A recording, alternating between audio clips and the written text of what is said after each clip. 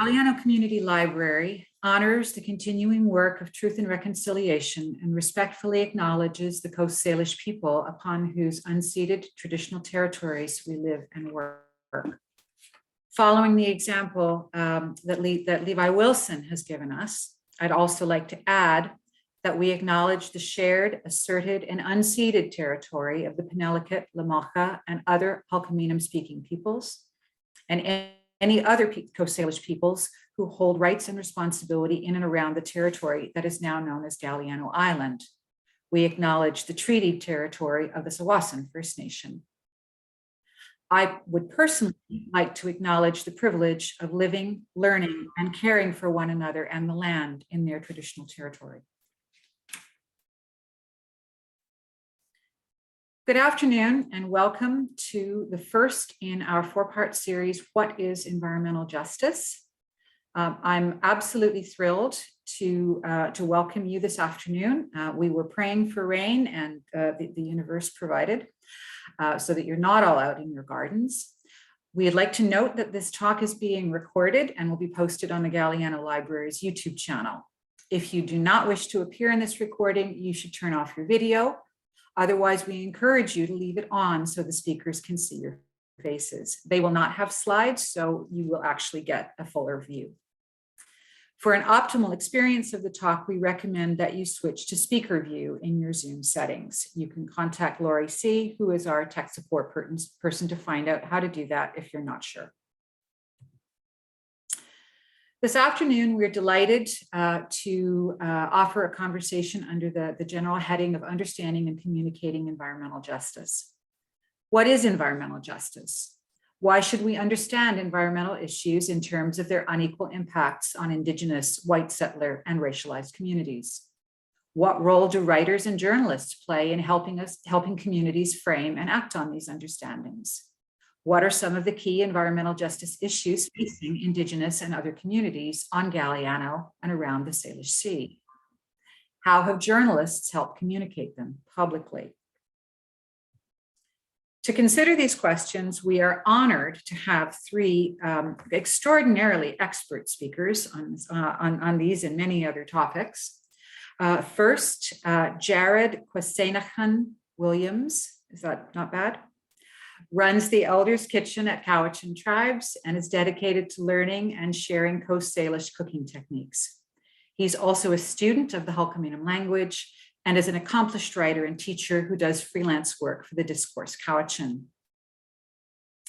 Stephanie Kwetasel'wet Wood is a journalist and citizen of the Squamish Nation, living on her home territory and working for the Narwhal.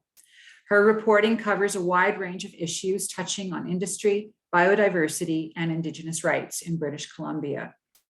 Before the talk, we circulated via Facebook links to some of their writing. Jared wrote an excellent series on Coast Salish food traditions and food sovereignty. And Stephanie has written across an extraordinary variety of environmental justice issues.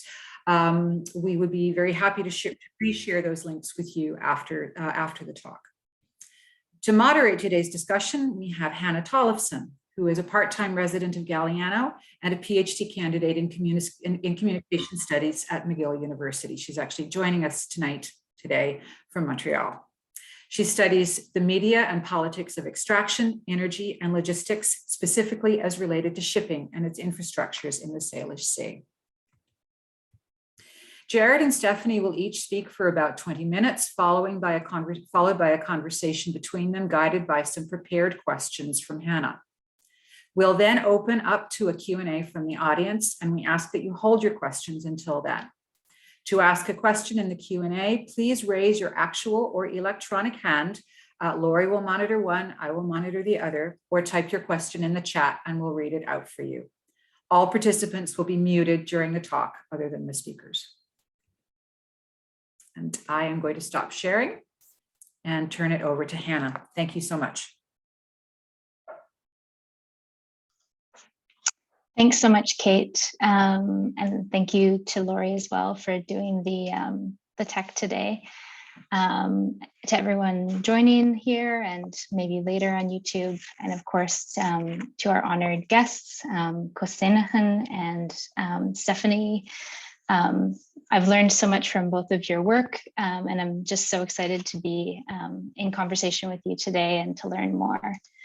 I also, as Kate said, I'm joining today from Montreal and want to recognize these lands known as Jojage and Ganyangeha and Muniyang and Anishinaabemowin, and to acknowledge and extend my gratitude and respect to the Ganyangehaga people as the hosts and caretakers of these lands and waters that have long served as a site of meeting for many nations, including the Ganyangehaga of the Haudenosaunee Confederacy, the Huron-Wendat, and Abenaki and Anishinaabe. So as Kate mentioned, I'm here studying communication, infrastructure, and environment, but grew up spending time on the North End in Sarah, where I was also very fortunate to live full-time more recently. So as Kate mentioned, first, I'll just hand it over to our honored guests today to speak and give us a bit of introduction. And then we'll come back and do some questions prior to that. So we might ask Qwustenuxun to go first. How would that sound to you? Yeah? Okay, well, I'll hand it over to you. Thank you so much. Okay, so yeah. Able to hear me. Can you hear me now? Can you hear me now? Here we go. Yes. Siep Nesiya, Siep Nashwalakwa, Siep Nashwalmo, Inta Walmo Snays, Qwustenuxun. That's my name down there. Qwustenuxun. Everybody with me now. Qwustenuxun. See, it's easy. It's easy. Siep Kukatanash. Shkwatzen, Salchwen, Chito, Lalamechen, at the Walmo, Taslins, at the Walmo, Slacken, O Haitapka, Sieb Nesia, Haitapka. I will probably raise my hands lots. And so you should probably know that whenever I raise my hands, I am trying to say thank you to you. O Haitapka, Sieb. I want to thank you all. Haitapka. What did I say? Does anybody know what I said? You know what? That's the reality. Even, like at home on a reserve, we don't all have access to our language.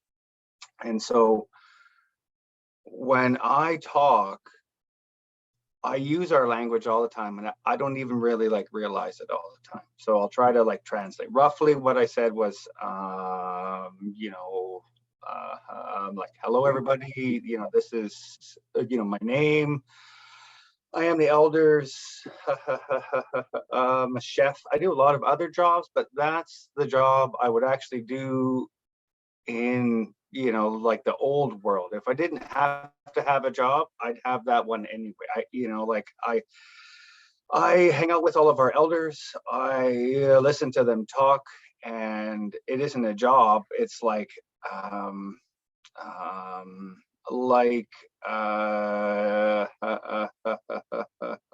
training, right? It's like the opportunity, to hang out with all the elders every day. It's wonderful. So how does that all weave into the world of environmental justice? Well, to put it really easily,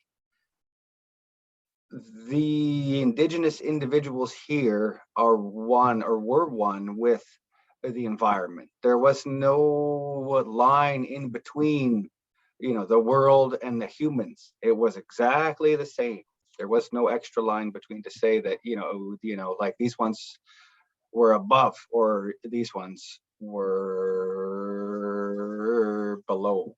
And the idea is that everything was connected. They say shmuk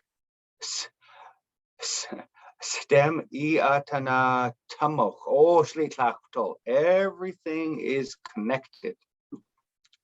So I'm going to talk about that. It's just like a little bit, you know, like I only have just, you know, like 20 minutes, but I could probably talk for hours and hours and hours. So I'll try to do it in 20 minutes.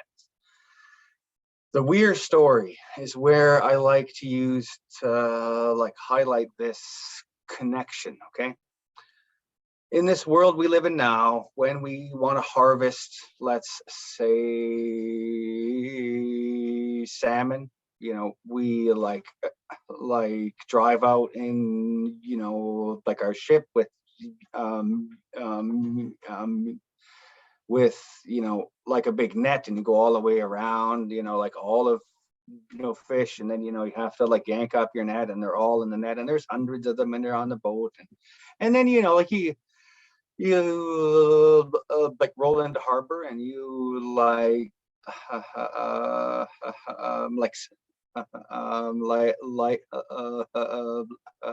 like sell all your fish, right?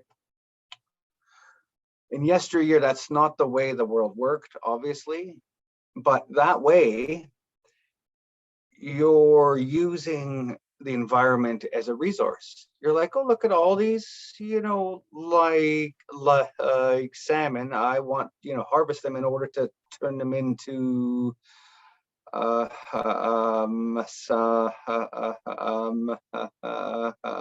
cash, so you can use that, you know, to get other things, right? It's a commodity. In yesteryear, this was not, you know, the way it was. We had the weir system, and a weir is a fence that like runs all the way across the river. It doesn't, you know, like, yeah, it like runs across the river, yet it will let all of the water run all the way through, but it won't let up, you know, the salmon. There's usually, you know, like they'll only run about halfway across the river, or if they run 100% of the way across the river, there are ways to let the salmon through, okay? Now, what is revolutionary is that on one river, the river where I live, there are roughly 10 villages, and each of them would have their own weir. So there would be the one at the estuary, and then all the ones all the way up the river. Now, if you have that in your head, you got to ask yourself, the ones at the estuary then had the opportunity to run the weir across the river and get all the fish. And then, you know, they could say to everybody, actually, you know, these are all for us. We're going to take all the fish on the beach. And then they can say to everybody, if you guys want fish, you have to ask us. We have all the fish. But in 10,000 years, nobody did that. I don't know of any of the tribes here that said, no, we're just going to take all the fish. And if anybody wants any, you got to come ask us. I don't think people would have really looked like they were happy about that. But that's when you change from having just what you require to trying to have a resource, you know, to have all of, you know, this, all of it, right? You know, having it all. So the weir system, though, isn't just a way to harvest. It's not. It is our way of doing. You know, this is actually really hard because there's no words here. We looked after the salmon the way the agricultural world looks after their seeds, but there's no real easy translation. What do I mean? Okay, so if you have a weir, you can easily like see all of the different salmon in the water, and you can choose it. You can say, I'm going to harvest, you know, like this one, you know, like you know, like as opposed to all of, you know, like the other ones. And so we would harvest the weaker ones, the ones that are like too young to reproduce, and the males. So that would allow the strongest genetics to survive. And so for like generations after generations, the individuals that lived here worked on raising up the health and the volume of our salmon like habitats for generations, for thousands of years. And so when the Europeans arrived, there were so many salmon. They were saying things like, "Oh, there's all these fish, you know, like we could eat salmon forever, and we would never run out." You know, that was not some kind of natural like thing. It was no accident that there were all these like salmon. They had worked for generations to have all of these there. So the objective when you're trying to harvest is not to harvest, you know, to help you. It's to help the salmon and to help everybody else up the river. You're just one individual. Like I said, there's no line in between the human world and the environmental world, right? And so we look after it. It looks after us. It goes around and around and around and around. Now, Europeans arrived in the 1820s. They didn't really hit here till the 60s, but in the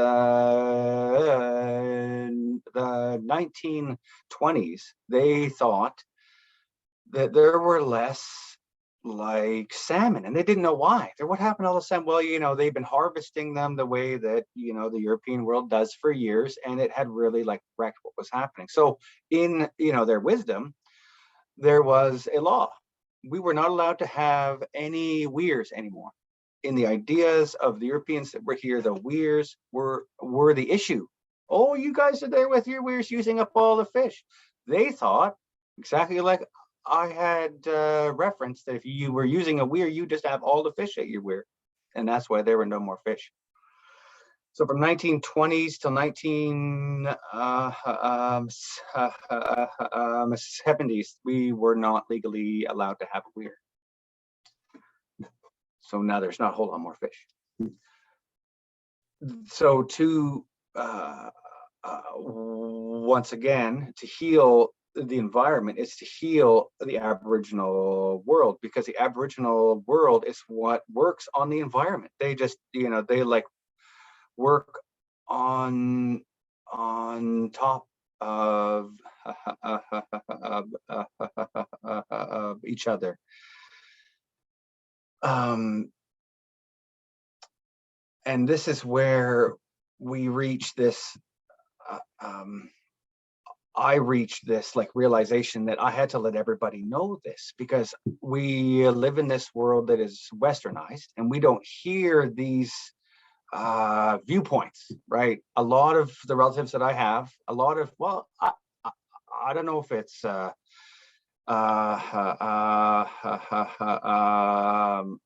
remnant from residential, but a lot of our relatives, they don't like to talk about these things as if, you know, like they don't want everybody to be mad at them. So they don't like to share. They don't want to hold that on their like shoulders. So, you know, like I'd ask elders, why do you know, like, why are you not, you know, like telling everybody? Oh, they don't want to hear. We already, you know, like did this, we already did that. And so one day I began to write, and I did not graduate with any kind of high grammar or anything. Like when I went to high school, I think I just was able to leave high school. I'm not even sure if I had enough credits or if they're just like, okay, Jared, you can just leave. But now I had this reason. I wanted to like write things. I wanted everybody, like to know, because this like weird, this, like the like weird idea that I've just shared with you is one of all of these ideas. Everywhere I look, I see these things. You're like, oh, we used to do this with all these different things, and that's why that was all good. And you think, oh yeah, we did this with elders, and they used to do that, but now we don't. And all of a sudden, you realize that there's two like worlds. There's like the old world, and there's this like new world right on top of it. We live on, this island, but we don't even really know its names or its language or it's, anything about it like that, right? And you think, wow, how do we live here? And we don't have this information. And so I always heard that if you want everybody to help you, you have to let everybody know what's happening. And so I began to write, and I've been writing for maybe 6 years. And I'll tell you, it is quite incredible as an individual who was like raised on the res, who didn't have any high aspirations to do education, like to receive a writing award, a national writing award. It's not me, it's, like the issues that I'm here to, talk about, but they are so large and like so like woven into like who we are as Aboriginal people that it really like resonates, I think. And so I use my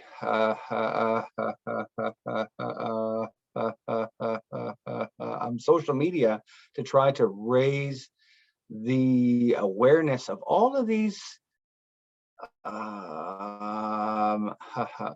hidden things, right? Like from the way our world is designed, like we have the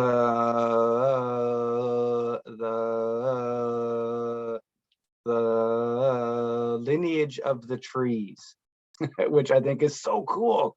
So the trees are a family, all the varieties, right? And then there's like the eldest and there's the youngest, and everyone all the way down. And all the elders would ask you, which one's this one? And you'd have to get them right or they'd get mad at you.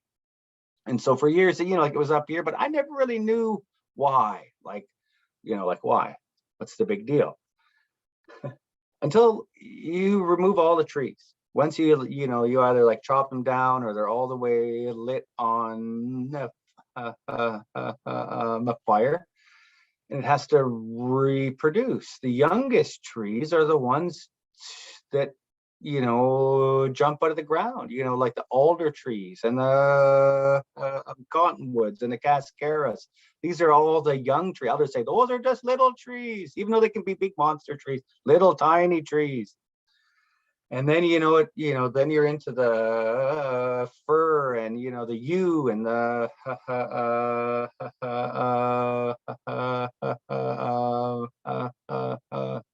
hemlock.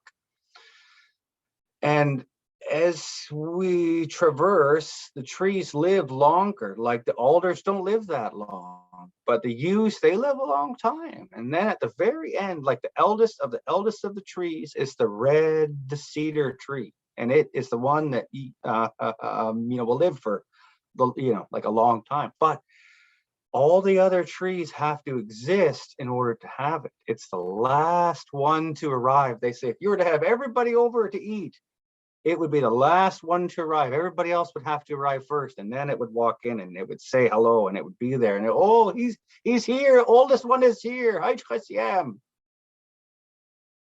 And now they're leaving. Elders say that. Look at them. They're already leaving. They're mad at us. They say, look at all the red cedars are leaving because there's not enough water. And they say that's going to go through, going to move all the way down the trees until there's no trees left. I work with elders and they get all mad. Listen. They say, listen, he's on his way out. The other ones are on their way out too. So we have to watch out. And so, like, what? That's one other example of how we're one thing. You know, like we look at all the animals, we look at all the trees, we look at everything, and it all resembles us, and we resemble, you know, that. And so when we think of ways to help this, we need to help. We need to realize how connected, you know, like we all are. And so I really, you know, like raise my hands up, you know, to anyone out there who's trying to raise, you know, that, you know, like awareness. And, you know, this is not, you know, like here on, you know, like this island or over there, over here, over there. All the indigenous individuals from all around the world, every one of them, they're all linked with the land. What happened is that about I don't know, a long time ago, there was a chunk of the world, I think the whole colonization thing, which is, you know, all over the place. It's not only European, but that really like changed, you know, like that view, because you could leave your land. And so that there was no more link to it. And now it was just a way to trade things, you know, a way to say, oh, well, you know, I have all this land over there is all mine, right? Oh, there you go. There's exactly 20 minutes. But that, we need to try to remember, because even in the European like traditions, there are these ways to like link with the land, and if we could just use them, you know, I think that would really like change a lot. So there you go. Oh, hi tap, oh, hi tap.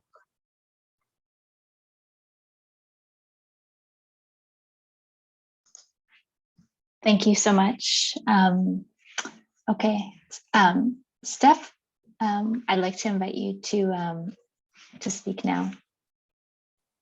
Yes, thank you. And Qwustenuxun, that was great. Thank you so much.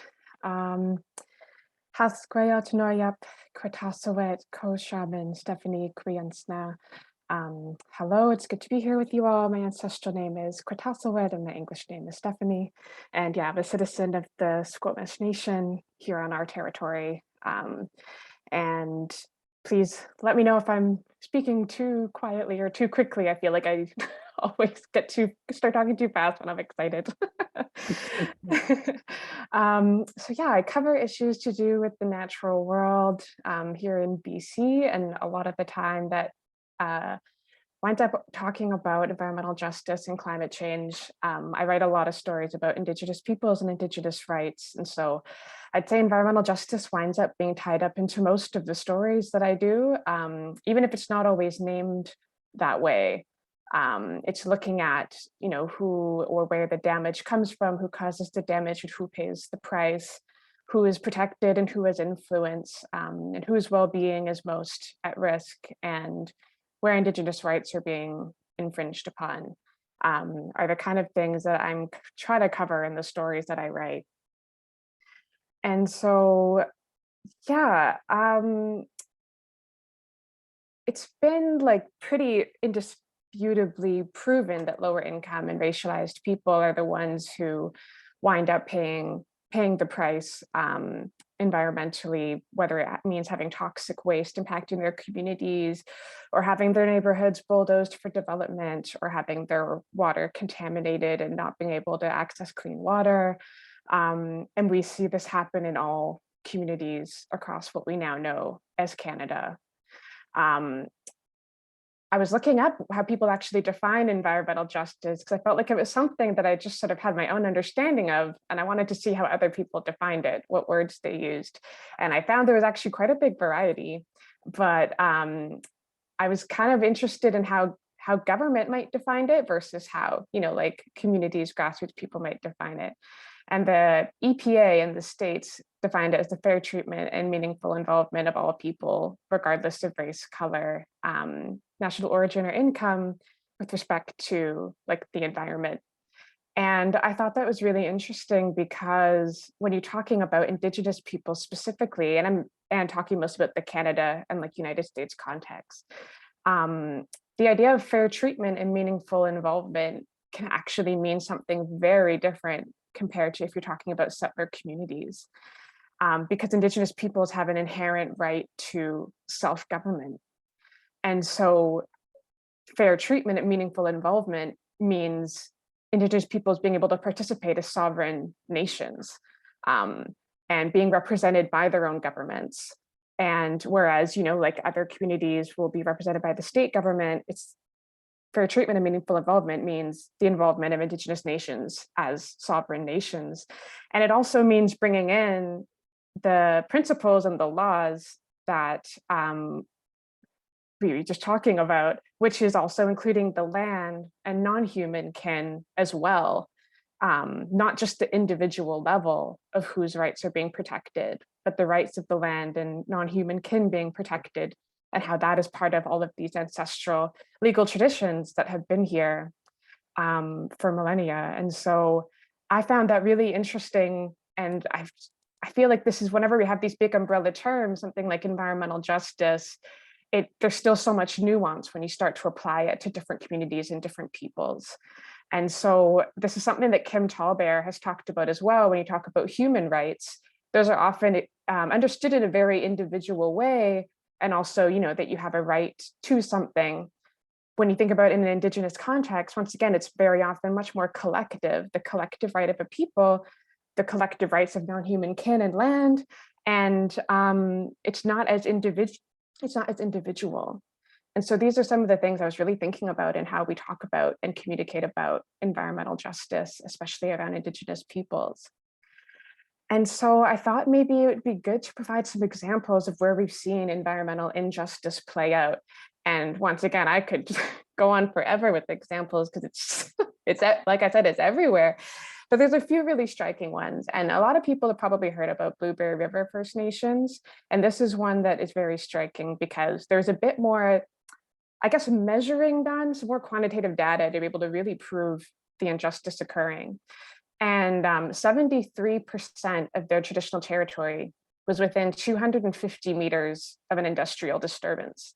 And it's been 250 meters, like really imagine going for a walk and you can't get away from industrial disturbance for more than 250 meters in the majority of the territory. And someone that I spoke to from that nation for a story said, you look around and like all you see is a memory, like you can't even recognize your own land anymore. And they actually recently successfully argued that the cumulative impacts of industry on their territory infringed on their treaty rights because they weren't able to exercise their rights to hunt, fish, and trap in their own territory or continue their ways of life anymore. The environment had been too disrupted. And another example people are probably really aware of is Chemical Valley in Ontario, home to 40% of Canada's chemical industry, and with the disproportionate impact on Anishinaabe people, water, and once again, impacting their health, culture, and like social wellness. And then here where I am in the Lower Mainland in Vancouver, once again, there's just countless examples. The entire history of this place is Indigenous people being displaced from the places they relied on and seeing, estuaries dredged out or flooded and that were once productive and home to clams and salmon and everything else, and now is either home to a port or filled with noise and light pollution, and the life that lived there is largely out of sight. And so like I said, you could tell me anywhere on the map and you could come up with an example of where this injustice plays out. But preparing for this talk really made me think of how often do we actually look at something that we accept as like, this is my city, And like, this is where I live, and how often have I actually thought this is where environmental injustice played out and where like justice needs to be met. It's really made me think about how I could use those words more.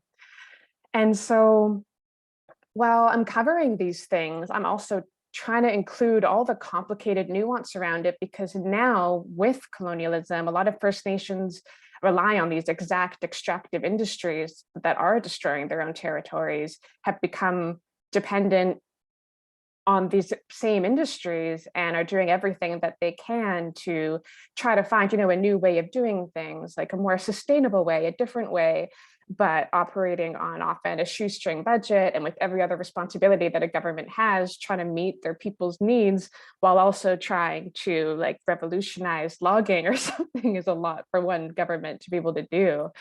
And so this is something that we really try to cover a lot in our stories too, is it's just like, it's never just one thing on a nation's plate, because they are operating as an entire government for an entire people.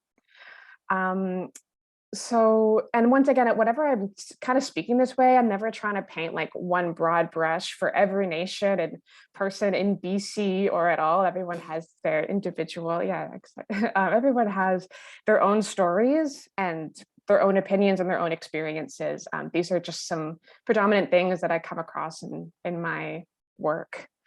And I try to incorporate just how complicated it is, but also really focusing on the solutions and the dreams that these nations are putting forward, and what they think justice looks like for them, for their particular people. That's something I really try to include in every story. Like, what is the solution they see? Like, what is justice to them? And I feel really bad because I have so much more to say, but I totally didn't even check what time I started. So I'll just keep talking and you guys send me a message. 10 minutes, perfect, thank you. Okay, great, thank you. So once again, I was trying to come up with some examples of exactly how this plays into the stories that I've written for the Narwhal. And one of them that I thought was really interesting was back when COVID first started. This is once again evidence of how these nations are balancing all the obligations of a government at a time. First Nations, while they were trying to do the very bare basics of getting like food to their people's doors and emergency preparedness plans in place, continuing housing operations, taking care of all the public messaging, doing absolutely everything a government does. And on top of that, they were still being inundated with project referrals for industry on their territory. And multiple nations said that it absolutely didn't slow down, and they were being given these 30-day deadlines to be able to have input to industry taking place on the territory. And if they didn't meet that 30-day deadline, then they didn't get a say on what was happening. And that was just once again showing the capacity difference of, like the industry proponents being able to have much more capacity to continue doing work from home and focusing on pursuing industry, whereas these nations were trying to operate as governments and protect their people, and were still expected to meet this obligation on the same time scale as they did pre-pandemic. And to me, it just showed like the expectation to be able to run as a nation, and also like on like such a shoestring budget, and with so many, and like without even an extension when a pandemic hits. And after our story, actually, it, like for at least one nation, after we put our story out, they were given extensions. But it was just a really telling moment. It was a really telling moment for me that, I mean, the fear everyone was living in, and the fact that, once again, if everyone remembers, not even being able to get food off the shelves, and that industry was still pushing at the same pace, and people were expected to respond at the same pace with less resources. And then another story that I covered was about First Nations food security during the beginning of the pandemic, during that time when grocery stores were being emptied out, and how it connected to the long history of food sovereignty being slowly weakened over the years of colonization for all nations, whether it is, salmon slowly being deteriorated, fishing being made illegal, or like bison being eradicated, caribou declines. Like, access to traditional foods has been so weakened, and First Nations have been isolated, and then their access to being able to hunt as they did before has had all these barriers put up. And then something like a pandemic comes that already affected everyone else's food security, and once again, disproportionately impacted Indigenous nations. And so that was another example of what, environmental justice, the disproportional impact on certain peoples. It was another example of disproportionate impact on Indigenous peoples. And I literally have so many examples listed here. But like I said, I really try to bring in solutions and Indigenous knowledge to all the stories as examples of how justice can be achieved and pursued within communities. And so this includes like looking a lot at Indigenous guardians and how they've been really taking off across BC and being able to basically reclaim place as stewards and of undertaking monitoring and protection on their own territories. And First Nations are really pursuing Indigenous protected areas, which is another like really exciting kind of like changing time. Like First Nations are starting to just declare them for themselves without needing to follow like provincial protocol. They're following their own protocol. And so that's an exciting thing that we've been covering as well. We're looking at First Nations looking into like logging more selectively rather than clear cutting. So we looked at how Squamish and Lilwat nations are pursuing that. We looked at the Tlalocriat in Tofino, also how they, like put a stop to industrial logging in their territory, and then started to explore what selective logging could look like and are also pursuing an IPCA, a protected area.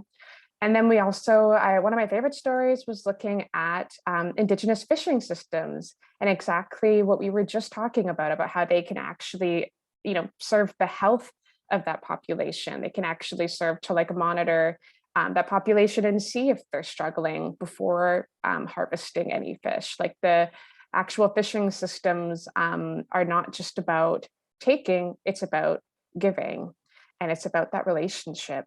And then Kainai Nation in Alberta, bringing back bison and rehabilitating grasslands, incredibly uplifting story that I really enjoyed writing.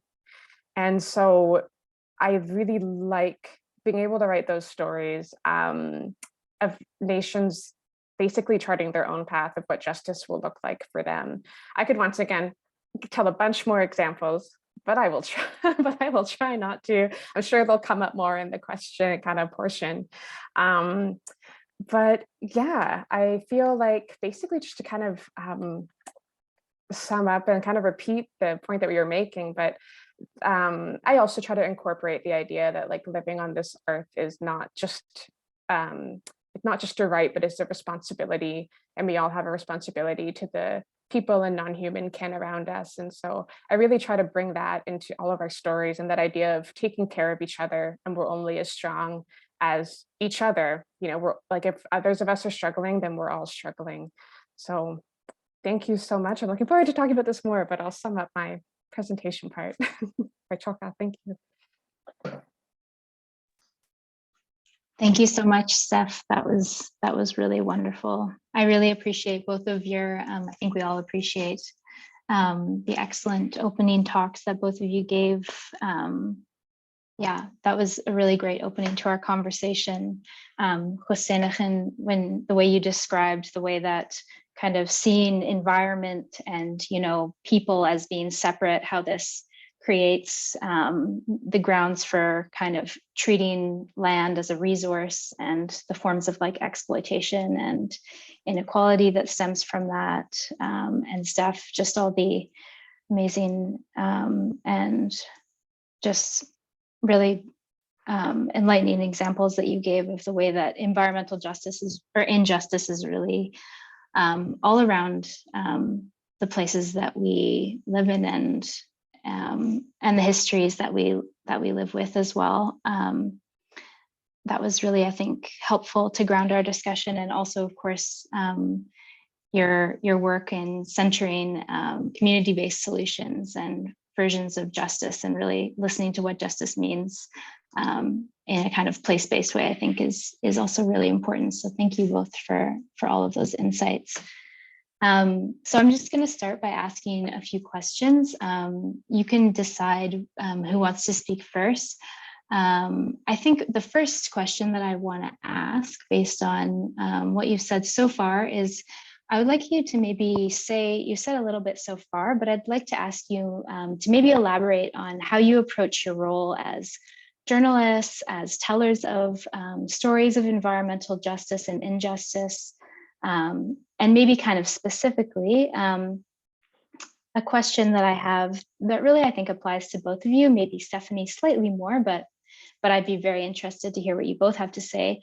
How do you connect the kind of newsworthy idea, like element of journalism stories, and the kind of way that stories have to kind of be breaking stories, to more ongoing histories and long-lasting impacts?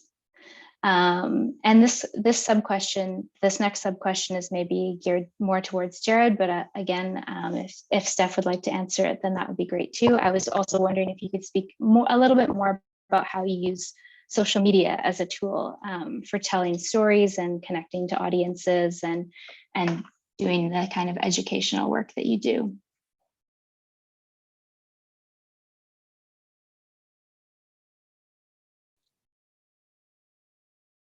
Who's first? Me? I can go first. That's great. Yeah. Okay. Okay. Hi, Qwustenuxun. I have trouble with running with the tide, as I usually do. So as an example, we've all heard about the 215 children that were recently found last year at the residential site. But that ran for a long time, and then it kind of went underneath all the other newsworthy things that were on top, and so it makes me crazy. It makes me really crazy. As a writer, I'll write something today, and a year from now, no one will remember what I wrote unless it's in I'm like a book. And so I am constantly rehashing the old like wave, the reality that every day we remember our lost children, right? Every time I'm with the like children like that I have, I remember how my dad and all of his like relatives, they didn't have that opportunity, like they didn't have like a childhood. So I try not to ride the wave, which was really hard in the beginning, because working with the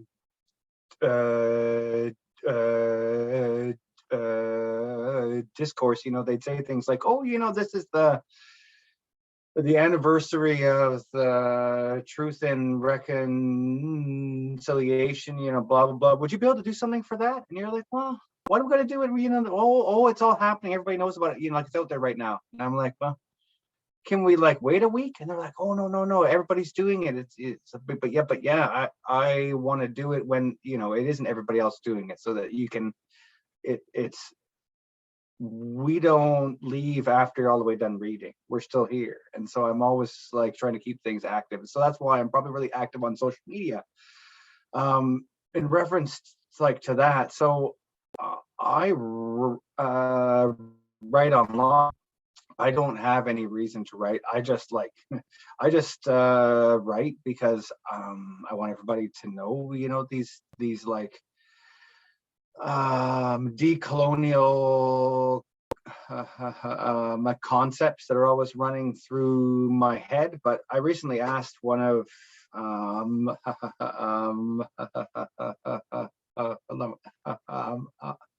like our youth.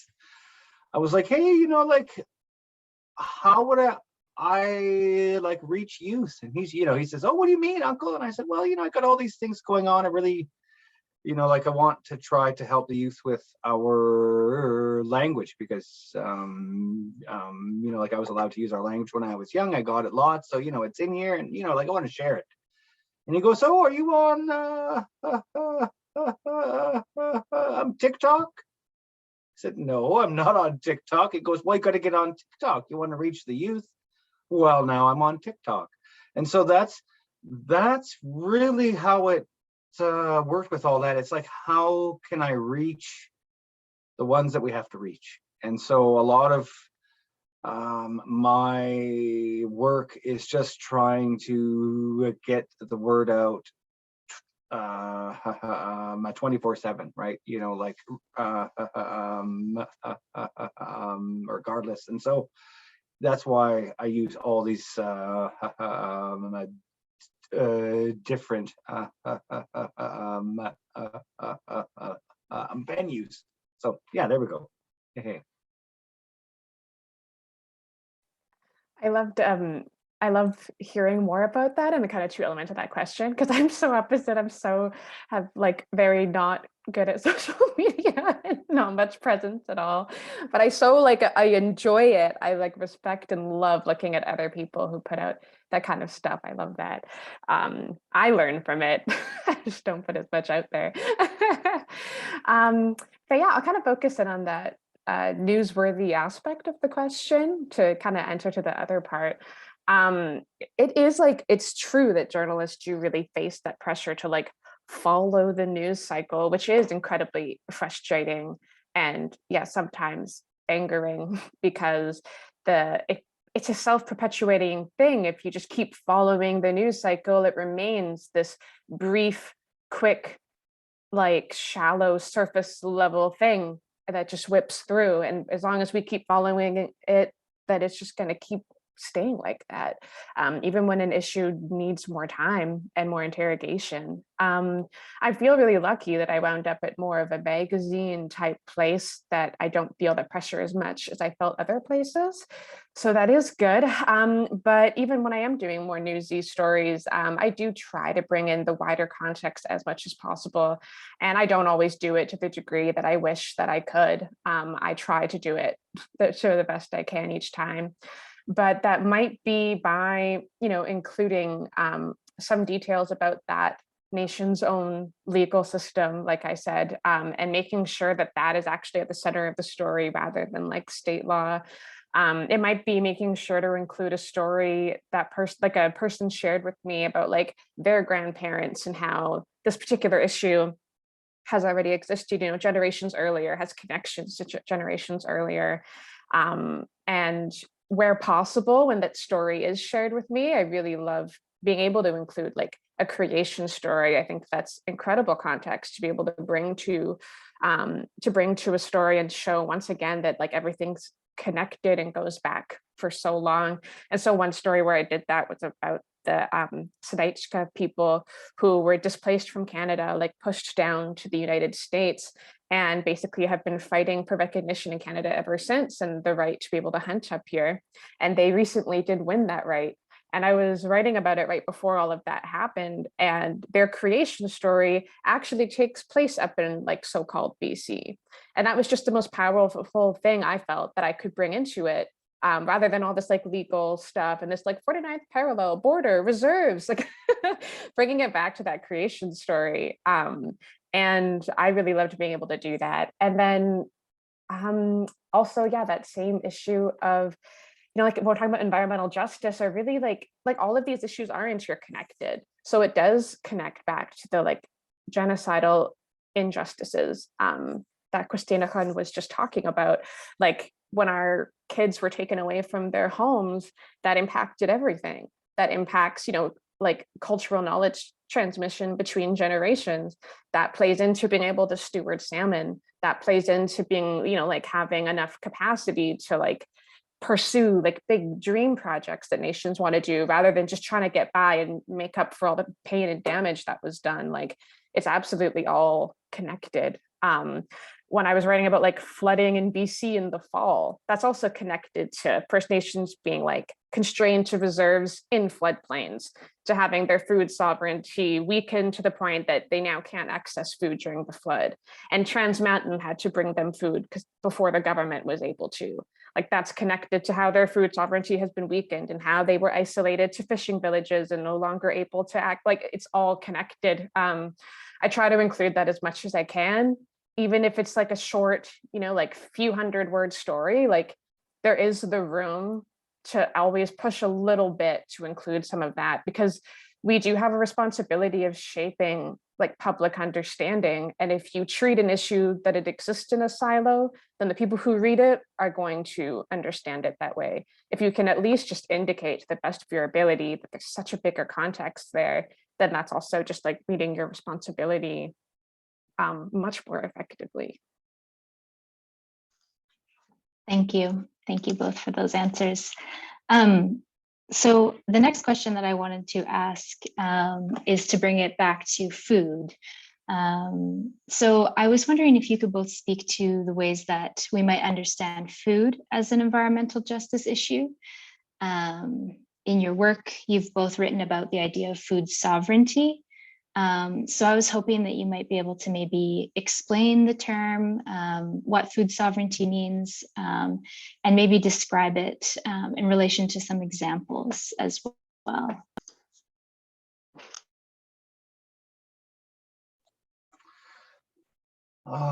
Yes, I'm all about food.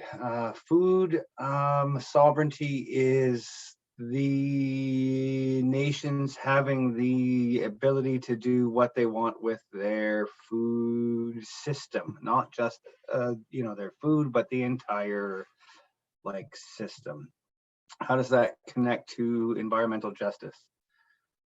I've got this a triangle I use all the time to talk about this, but I'll try it without my triangle. So looking at the view of our food system through the idea of our smoked salmon. So that is one of the highly prominent traditional foods here. And when I was a child, I would say every house had a smokehouse, every one of them. Now I'd say maybe 10 of us have them on a reserve, and our reserve is 5,000 people. And so we probably went from having 200 to having 10, maybe 20, but I think really it's probably 10. So in order to get the end result of having smoked salmon to eat, a lot of other things have to happen. Okay, and I just really want to walk you down the list, because in order to really realize how everything is all the way woven, I have to weave you all the way through. So if you would like to eat it, which I used to eat it all the time when I was a kid, we usually have it with fat. It has to be you have the salmon. Usually it's warmed up in hot water, and then it's rubbed in fat. Used to be whale fat or seal fat. On the reserve now it's probably lard, or at least that's what we used to use when I was young. So in order to cook it, you had to know how to heat water, which is really easy now. You just have to heat it up. But how do you heat up water in a world without electricity or a stove or a pot, right? And then go, well, how do you do that? You have to heat up rocks. You have to then drop the rocks into water, and you have to do all these ways to heat up our water. And believe me, I could probably talk about that for an hour on its own, but that's the way we used to heat water. Now, that's how we used to heat water. That's not how we do it, like these days. But anybody that used to have to heat water, they would have to know that system. And you'd have to know, the right rocks to use, the right, like wood to use in order to hold the water. All these like things that we don't have to know anymore. In order to cook salmon, you have to have it. You have to have it all the way preserved. It has to be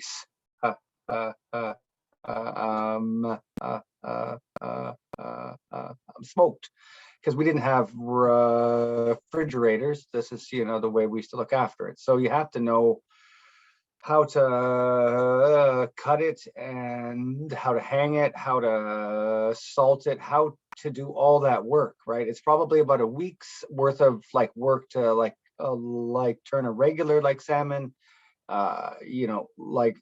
into the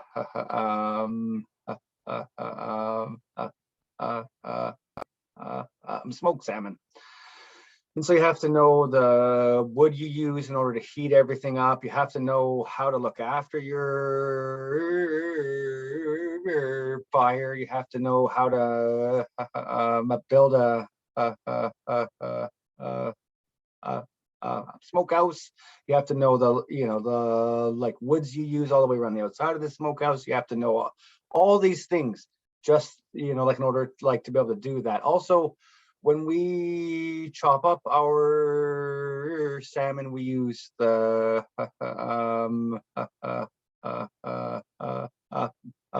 sword ferns as a thing to work on. So they're all out on the table, and we have everything on there. We have to do all. So there's all these other nuances in order to do that job. But if you want to do that job, you have to know how to harvest it. If you want to harvest it, you have to know which ones you want to harvest, when they're going to be up the river, where they are on the river, where you're allowed to harvest on the river. All this information just in order to harvest. You have to know, is it a male? Is it a female? Do you want this one? Do you want that one? Why, right? You have to know all this information just to harvest it. If you want to harvest it, you have to have all of the tools in order to harvest it. You have to know, how to, design a weir, or to weave a net, or to design a spear. And so you'd have to know the woods you use in order to, to do that, what you use, in order to, weave a net. You have to know all that information. You have to know how to do that, because, these things are not, available at Walmart. You have to actually design them. And lastly, where do we learn all this? When we're young. All the elders are there. So when I was a kid, I lived with one elder and all of her children, which would have been my aunties and my uncles. And there would probably be 10 of us in the house all the time. But when their net would have a hole, they'd say, "Oh, nephew, look at this hole in my net. You got to weave like this," and then it's okay, are you able to do this for me? See, it's easy, do it like this. And so you're all of a sudden there you are, you have to weave nets, or this is happening. Oh, you need to fix this, nephew, you need to fix that. I have to do these things, you have to harvest all the ferns. You have to do all this work when you're young. And then so when you're not young anymore, all of a sudden it's your job to do all these other jobs, and you just kind of work your way up, and then all of a sudden you're like, "Oh, nephew, look at how you weave nets like this," and you're like, "Wow, now I'm the one asking the young one to weave my net." But what you have to know is that if you don't eat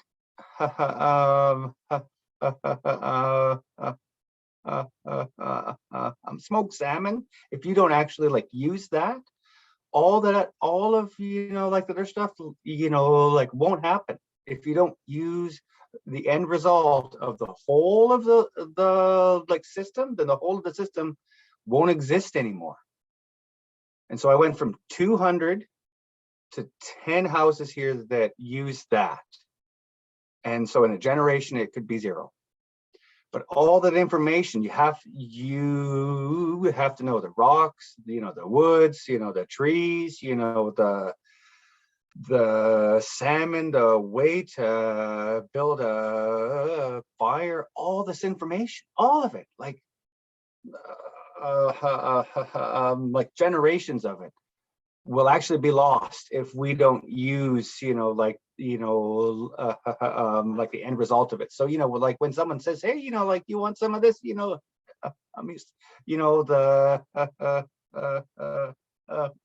smoked fish, you say yes, because every time you use that product, you support like that system. But on exactly that, when we use like Western like food, we support that system, right? And so we've actually begun to move away from like the traditional food system to the like Western system. And so I think that's what's really like changing our world. And like I'm just gonna wrap up on this, that a chicken, which is technically from Africa, is cheaper than a salmon that has lived here for thousands of years. That's kind of weird, isn't it? And how do you have to raise a chicken? You do all this work, nasty work, because I should raise chickens. I know it's nasty work, but you don't have to do that in order to raise a salmon. So the carbon output is huge on the Western system and is like absolute like 0 on like the other system. So I just want to say that. Here we go. Oh, hi, Zap.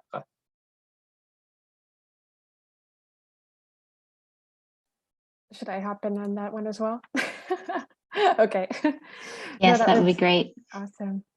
No, that was such a great answer, and salmon's such a good way to kind of zero in on how environmental justice and food sovereignty are connected. One like example that kind of from a story I wrote that kind of jumped to my head right away was I was writing about some house guardians, once again like close to Tofino, and they were out doing some monitoring and restoration, and they came, and it was during the drought last summer, and so these creeks were just like basically completely dried up, and they came across a small like puddle, and it had hundreds of salmon fry in it. And so they scooped them up to save them, and when they went back to the same area the next day, the puddle was completely dried up, and they just, as much as they were happy for the ones that they saved, they were also thinking like, how many of these puddles do we not even see, do we not get to in time? And so climate change is just absolutely adding all of these extra challenges onto like people trying to reclaim their roles as stewards, like exercise these things, like these practices that have been interrupted by colonization. And as climate change is just making it so much more challenging to do that. And so many First Nations have totally called off their fisheries for years, just waiting for the populations to recover. And like elders, like I've heard so many stories of elders saying like, I haven't had a fish from our own river in years.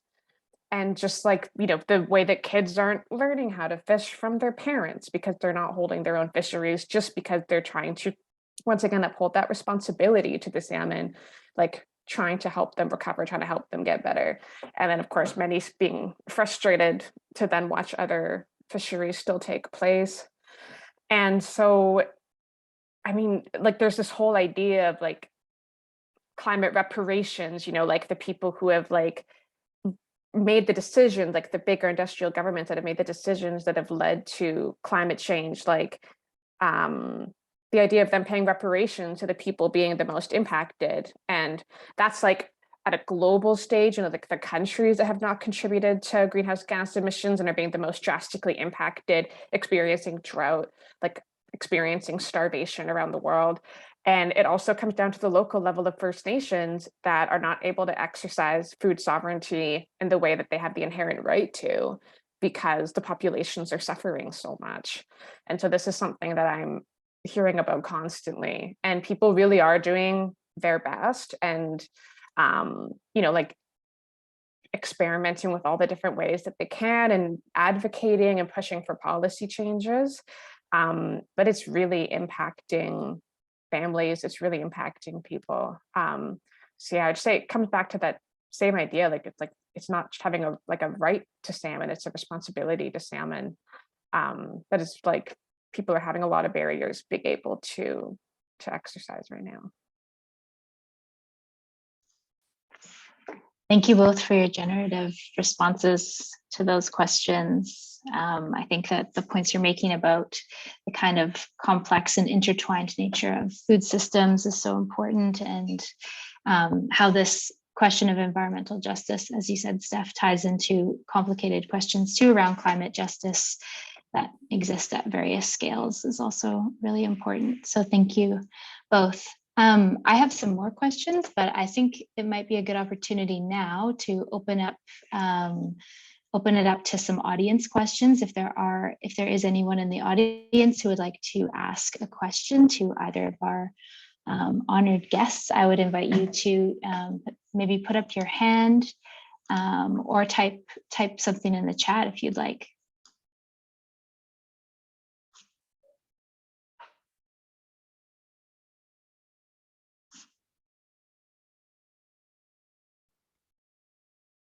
I'll give it a couple more seconds just in case folks are feeling shy, and then I might go back to my questions if not. All right, well, I'm going to ask another question and then we'll maybe come back to the audience. So if you're trying to formulate a question, you'll have a moment to do so now. So I'll move to another one of the questions that I had prepared. I think that you've both touched on this in various of your answers and in your introduction, but I want to give you another opportunity to maybe reflect at this point on if there's anything else that you'd like to say about what pursuing and enacting environmental justice looks like from your perspective, and also in your roles as journalists and as educators. How do you approach telling stories not only of injustice, but also telling stories of joy and resilience and adaptation? Well, that's a big one.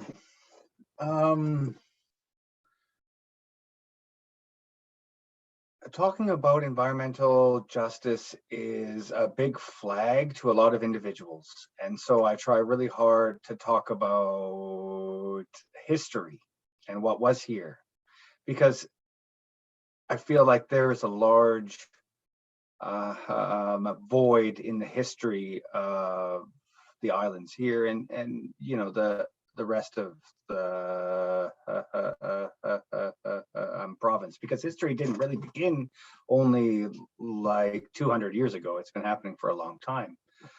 And I think that within like that work, when I talk about how the elders talk about how their elders would talk about how there would be so many salmon in the river that if you could like walk on salmon, you could walk across a river. And whenever I talk about that, everybody kind of thinks, oh, okay, yeah, maybe for half an hour there were a few in the river and you could hop in between them. No, the elders talk about. So the elders, when I say elders, they're like 90s, in their like 90s, and the elders that they knew would have been in like their 90s. So like we're talking like early like 1900s, possibly late like 1800s. But there were hundreds of thousands of the salmon that would like run up the river. When I was a child, a run would last an hour. You'd be all these fish in the river, you know, there would be lots of them, and it would last about an hour. And there weren't really like enough to walk across when I was a kid. But when the elders like talk about it, they say it would last a whole 24 hours at least.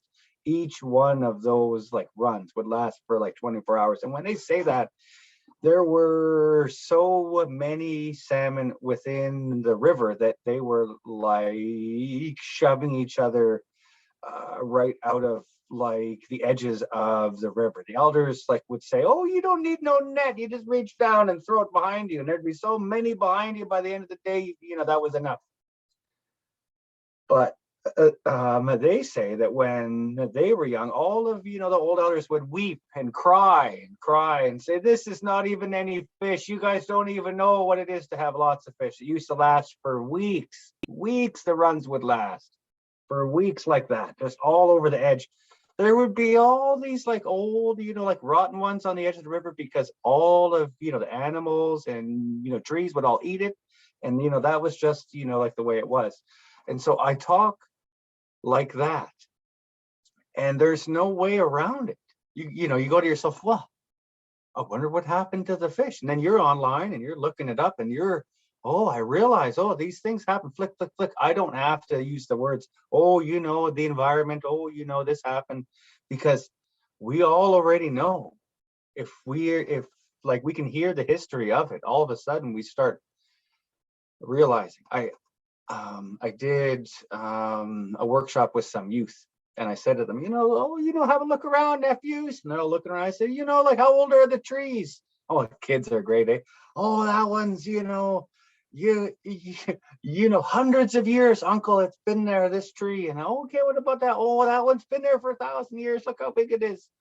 And I said, okay, great, got all these answers. Everybody's saying hundreds of years. And I said, you know what, nephews, all this land was logged about 100 years ago. They all of a sudden you could see them just, and they're, you know, they're like, what? Oh yeah, all these trees were cut down. Look at how big they are. They're this big. I said, yeah, imagine how big they were before they got cut down. We're like a revolutionary, because we don't like talk like that. We, you know, we say to kids, oh, look at all the trees. Oh, they're so good. We got so many trees here, not great. But they don't realize that they're not the real trees that were here. So it's just that using the history to let them realize where they are, and then ask themselves how they wind up there, and then ask themselves, well, how are we able to return? So I use history as like a weapon, I guess I could say. There we go.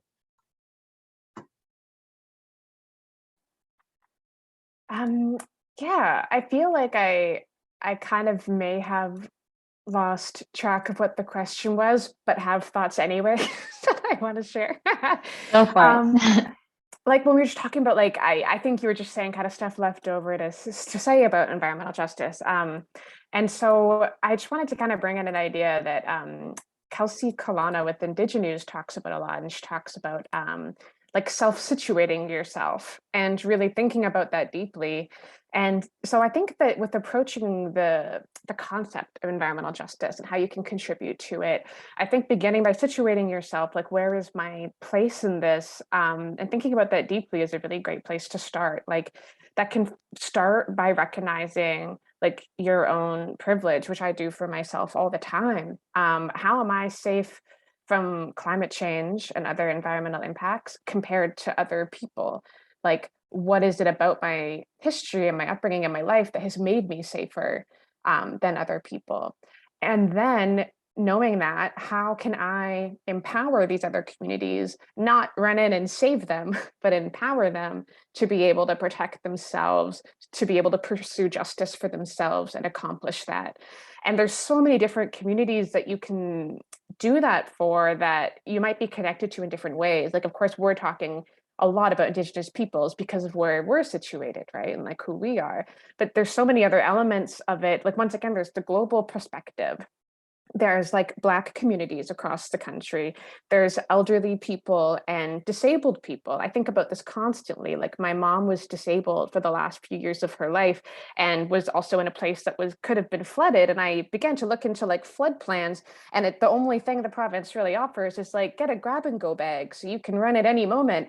If you're a disabled person, that's literally not an option. So that was a way that I was like, I would be there to like help her, but that's a way that I'm safer, right? And so it's like, once you kind of situate yourself, you understand that and then empathize with those people too, beyond that, like, wow, what would that feel like to be in that situation, or to, you know, like not have salmon in your community when salmon are like your kin and your family and your salmon people, like really empathize.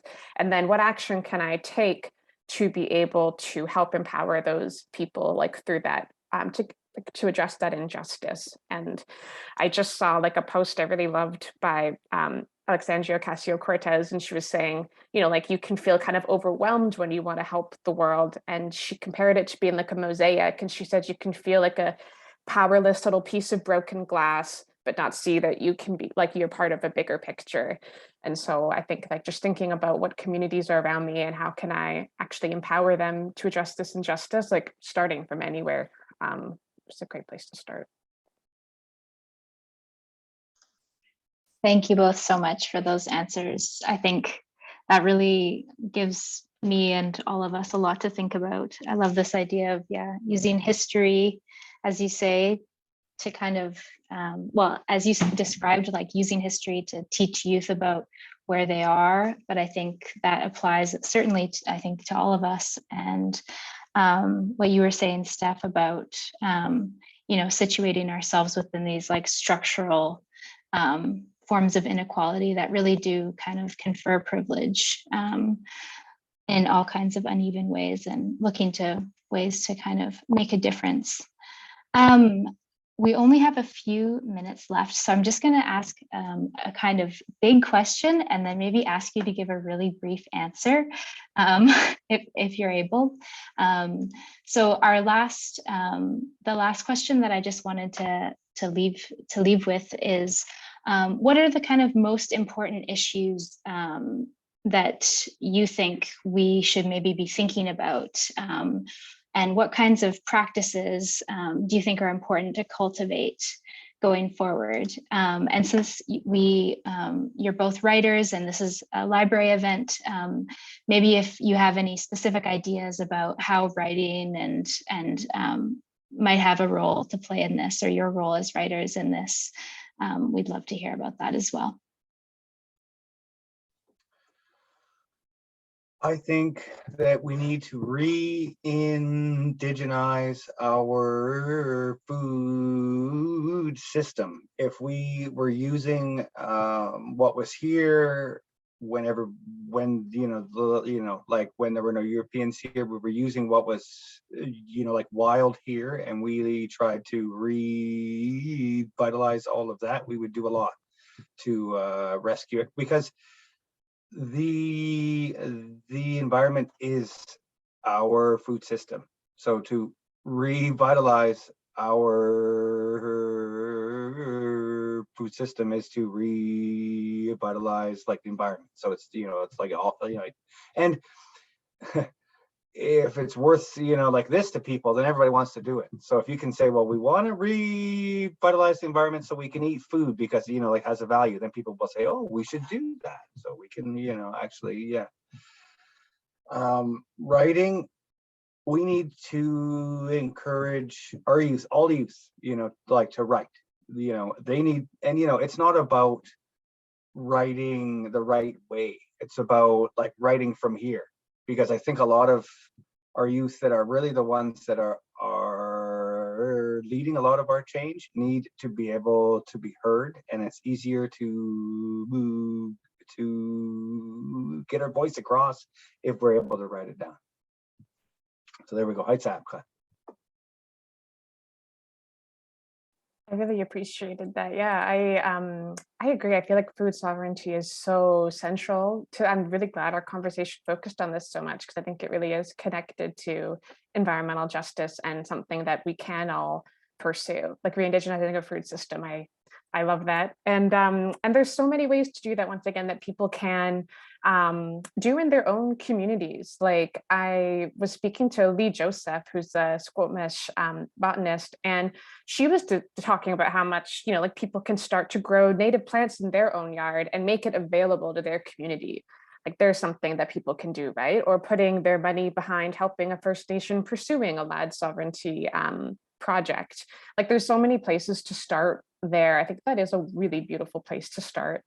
And yeah, in terms of also like as writers, I feel like, challenging the norms of our profession to try to make storytelling a bit less extractive and more empowering, complicating stories rather than simplifying them, and really delving into issues like this, even if it's not considered newsworthy in the moment. And yeah, like I think just these kind of conversations are just also a great place to start. And I think like lastly, really putting all of our like support behind like Indigenous nations leading in decision making, like not just being included at the table in like a surface level way, but actually like being empowered to make decisions at like a policy level and at a territory level. Thank you so much. Okay, I think we're going to have to end it there because we're at the end, but I just want to thank Qwustenuxun and Stephanie so much for your excellent talks and responses. I really, really appreciated and learned a lot. So thank you.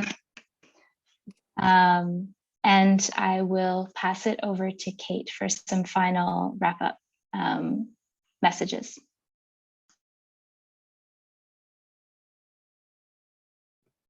Thank you so much, Qwustenuxun, Steph, and Hannah. That was an absolutely fantastic conversation.